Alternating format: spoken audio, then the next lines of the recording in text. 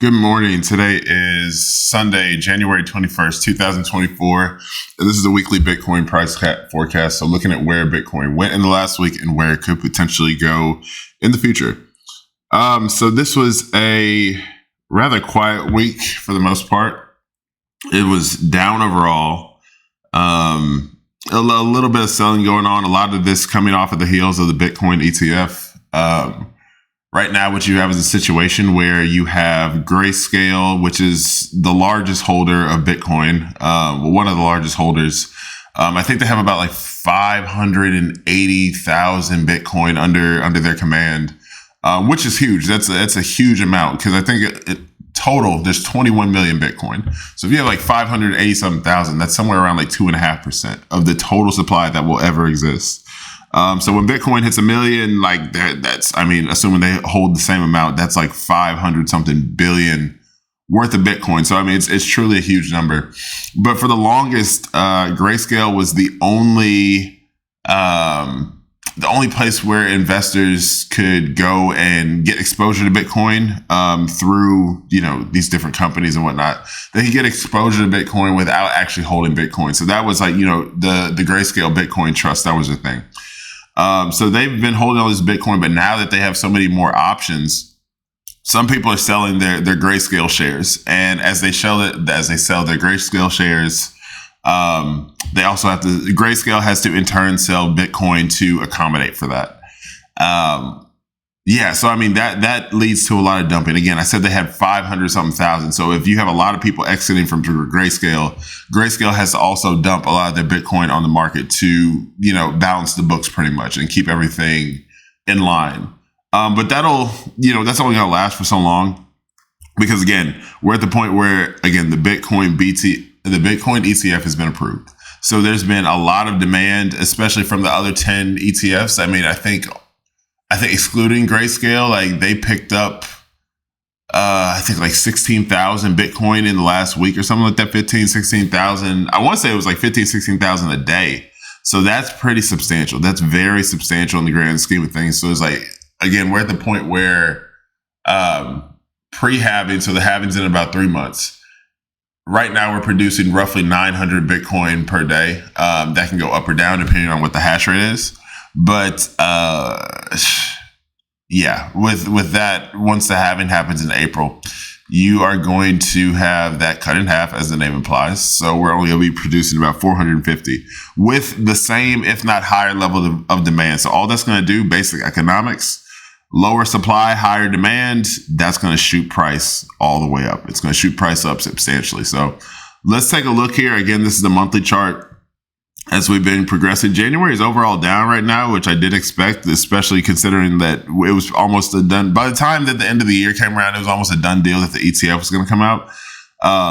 So I did think that it would be more to the upside, but I do understand why it's selling at this point. But again, like I said last week, not worried at all. Not worried at all as to where we're at. So let's look at the weekly chart. Really, we've been in a range since the beginning of December. Nothing has substantially happened since the beginning of December. We take a look at this here, just up and down between, what is the zone? This is 40,000 to 45,000. And this was just a wick. It didn't really go anywhere, but let's put on the drawings. We kind of see where we're at. So again, we're in the upward channel that we have here. And matter of fact, let's draw the zones. So I had these lines here. So this line represented the next structural point here that we still have yet to break. There was an attempt, but it was not made. It did not come through. So this is the next structural point that we have to break. And this is more of a, kind of support and resistance zone. So like if we look back on the weekly chart, and matter of fact, I think we can go to the daily chart. Let's go to the daily chart.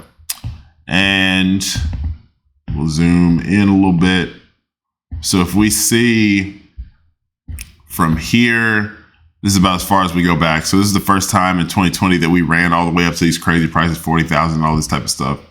And it left a mark. So around this area, we came, stalled here for a little bit, shot up, came down, and then shot up and danced around this part. It served as support here. And then we came down into it. It still served as support. And then it finally broke down to the downside. So it reminds me very much so of 30,000. 30,000 was a huge barrier to break, and I think this next barrier is going to be not nearly as hard as 30,000, but it's going to be one that we break probably within the next week or two, but we'll see. Again, a lot of consolidation in this area. Came down, marginally came down, shot back up into this area, rejected, came back through, had a little bit more. You see, like, this is a very good stopping point. So realistically, if we want to look at it like this, we can take a zone from here.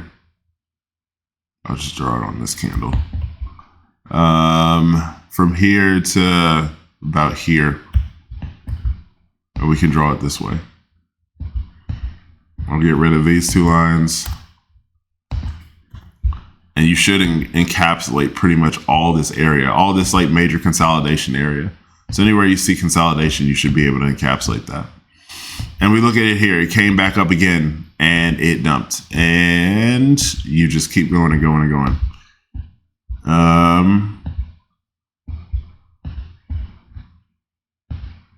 Go all the way this way. You keep saying that we will get right to this area and then we'll start to consolidate. We started consolidating under that area. There was an attempt to break through the area, but it just could not do it. So I will call this the long-term support, at this point, resistance. It could be support or resistance, but at this point it is resistance. You have a long-term resistance at this point since about 2020. And then on the downside, I mean, if we do the same thing, I guess I don't need to do that too much for the downside because I'm more so concerned about like where we're at right now. This 4-hour demand that I said we couldn't break. Like there's this area of imbalance that we've created and it has filled it right here, right? But it's come down once, twice, and even this week. Last week I was saying like, yeah, I'm not really worried at all about how much we're dropping because like we came down to this area and as we'll go down to the lower chart, but we just rejected off of it. We rejected off of that. And then nothing happened, right? We came all the way down here. Again, like I said, you have the 100 moving average right here. You have this zone that has not even, we haven't even pierced into it. We haven't even gone 1% into this zone just yet. And then you have like this upward trend line. So you have three things that are happening right here. Three things that are happening right there. You draw a circle right there. It's like, boom, right here. You have all of this happening. That's a confluence. Those are major confluences, and I'm sure there are more on the lower time frames. But I mean, on the daily time frame, it's a high bar, right? 100-day moving average is significant. The upward channel that we've been in since the beginning of the year is significant. 4-hour demand less significant, but still, it's proven to hold. But we're at the point now again where there's been a lot of selling, but there's also been a huge amount of buying too. And right now, those two, the selling obviously at this point over the last week was more powerful. But you will see in the future that all of that selling, all of that supply is getting met with demand, and that demand is only going to increase as time goes by. So that's interesting, right? So we've been in this range up and down for all this time. This is maybe this isn't a 4-hour demand. Maybe it's a daily demand. I don't know. Yeah, I guess it's a daily demand. Let's do this. Daily demand. You could say that we had like a push off point, like the 4-hour demand point would have been about right here. So I mean, I guess that even adds a little bit more credence to what I was saying, because like if this is a daily demand, then that adds more fuel to the fire. If we can't even get down to about this area right here, there's no hope of us getting lower. And I just personally, I don't see it right now. 4 hours above. All this week, I mean, the end of last week, this is where the ETF actually got released on that Thursday. We came down Friday. I think that was about a 7% move on Friday. Did a whole bunch of nothing, a whole bunch of consolidation all the way through Thursday of last week. So up and down, just in this very tight band. And then Thursday, you saw a drop again, all the way down to the very tip of this demand zone. And then it just started to consolidate there. So, I mean, you have somewhat of a trend line here. I don't think we'll get too much lower than that. And then from there, it's just off to the races. Like once you quite literally, once you break above about 50,000, so 50,000 right here. So that's the top of the zone is 50,000. The bottom of it is 45. So there's about a $5,000 block right there that needs to be broken. If you break that, it's kind of off to the races. Like if you, let's zoom out a little bit. There's no major stopping points before the all-time high after this. So, I mean, the all-time high was about 69,000, but really the structural point from a weekly basis was right there. And then you have this. So, I mean, again, we're at the point now, like I said, if we're looking at it mathematically, there's a lot more buying of Bitcoin right now than there is. Last week, there was a lot of selling, but that's going to stop. Again, you have an entity with 500,000 some Bitcoin. If they have to dump as people are selling their Grayscale shares, that's fine. I mean, that's part of the game. They still are a huge entity, but it's going to be, we're fine. I don't see us going too much lower. All of these lower realms that we're in right now, that's just a range. Like really, we're just in a range at this point, and we have been. So we did break that trend line that we had coming from here. A break below, a bounce back to the trend line, and a rejection down, and then a rejection from here too. So look at that. I mean, it's like almost to the T. Like we came down and we dumped hard on Thursday. Came back down almost to the zone. Couldn't even get to the actual zone itself. Couldn't get to 40,000, which is about right here. And then we just came out, and then Friday, Saturday, Sunday, and so forth. But nothing really happening there. That's pretty much it. Yeah, I don't think there's really too much else to talk about at this point. So we're kind of in a waiting game at this point. So waiting for buying and selling to kind of balance out. So I think at that point you'll kind of see one of these here, and then eventually it'll just start rapidly rising. So again, now that the ETF has been approved in America, you have other countries who are able to get in. Not able to get in, but like they want to get in now because they're like, oh man, America's doing it, so we have to as well. If they've legalized and they've approved it, then we're going to have to follow suit, or we're going to get left behind. And that's just the way it is.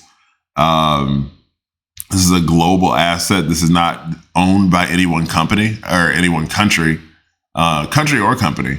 So this is something that it's definitely advantageous to pay attention to, because we see Bitcoin at 40,000 right now. If we look at the long term, that's cheap. That's very cheap in terms of the fact of what it could be.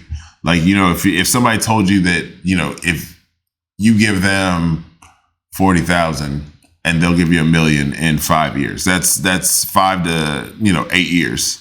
That's about what we're looking at for Bitcoin, because now we're at the point where nation states and large companies and all these other big entities are buying in because they realize that it's inevitable.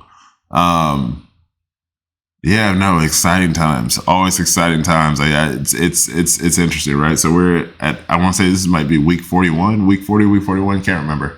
I'll see in a second, but yeah, no, exciting times. Like we're at the beginning of 2024. This is going to be a huge bull year run, a huge bull run year, as well into 2025.